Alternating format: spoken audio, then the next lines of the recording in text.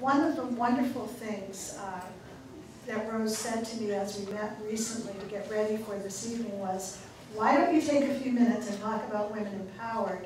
Because a lot of people will be there who may not know much about this organization. And so I'd like to do that for just a few minutes now. Women Empowered actually has been around on the Vineyard for 12 years now, and it's a wonderful testament to one person who saw a need and who did something about it.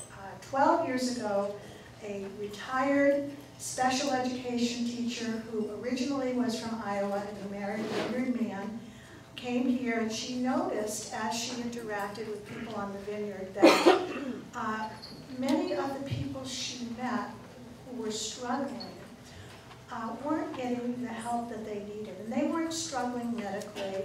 They didn't need legal help. They didn't need therapy. It wasn't that kind of struggle.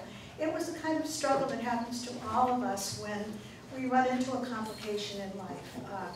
For our clients, one of the hugest complications is financial issues. Extraordinary debt, often not due to their own fault, debt due to medical expenses, debt due to family obligations. We have many people who come to us and they're afraid of losing their homes. They're afraid they may have to declare bankruptcy. And then we have people who come to us only needing someone to sit down with them and to help them work out a budget and help them figure out how to follow it. So a lot of our clients, I would say 70 or 80% of our clients, have a financial related problem. Many of our clients have job related issues. They might have lost their jobs, or they might want to change a job, or in one case I can remember recently I had a mother call. She'd been out of the workforce for 20 years, and she said, I don't know how to get back. I haven't done a resume. I don't know how to interview. And that's what we do.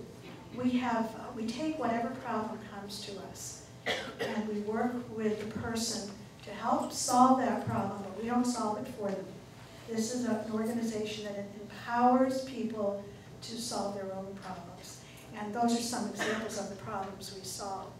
We do that with a group, a team that we have. We now have 13 facilitator coaches working with us. We train them, so we're very standard in the way that we work with clients. But these facilitators are the heart of our organization. They are, for the most part, retired career professionals with fabulous skills who have moved to the island and who just want to share and give back to others. On our team, we have an economist who worked with the World Bank. We have a superintendent of schools. We have real estate agents. We have a CEO from a corporation. We have a small business owner, and those are just a few examples. We have a banker. Those are just a few examples of the kinds of people who have come forward to volunteer. And so what I do, I'm the executive director. My name is Elaine, and what I do is to interview the clients once they call the office and say that they need help. By the way, they call sometimes because they get referrals from friends we've helped, sometimes because community services or the ACE program, the adult education at the high school program, might tell them that we could help them. And sometimes they just see our ads in the newspaper. But when they call us, I interview them. Usually that takes about an hour. We write up a report, we analyze their situation, and then I try to pair them with someone on our team who I feel would be best to work with them. Now, some of our people come to us and in 3 meetings, let's say 1 meeting a week for 3 weeks, they've solved their issue. We had a retired person who was worried about how long her pension would last. She came to us and she said, can you help me? I'm getting worried. And so we had a person who was skilled who sat with her. And 3 weeks later, she left feeling very happy and very secure. We have other people, and our clients, by the way, range in age. That last year they ranged from 20 to 84 years old, men and women. But just because we're called Women Empowered does not mean we don't serve men. In fact, we even have a man on our facilitator team. But people come to us, and sometimes they're with us a year, sometimes more than a year. We stay with them however long it takes for them to be empowered to carry on with their lives. Sometimes these situations arise because of the death of a spouse or a partner who perhaps did all the financial arrangements for a lifetime, and people are at wit's end, and they don't know where to go or what to do. So those are some examples of the kinds of situations we deal with.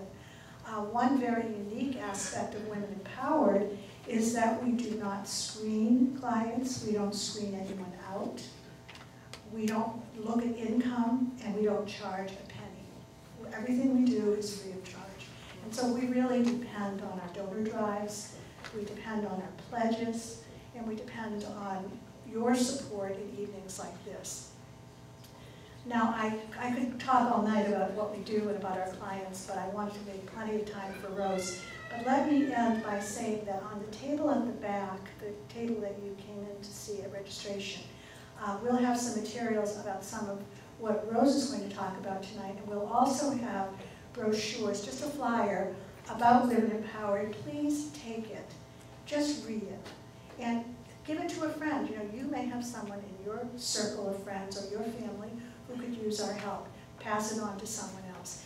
On the flyer as well, there is a web address. We have a website, and on that website there are some testimonials of people whom we have helped, and you might be very interested in reading some of those. So be an ambassador for us. Thank you for being here. And now let me just tell you a little bit about how I got to know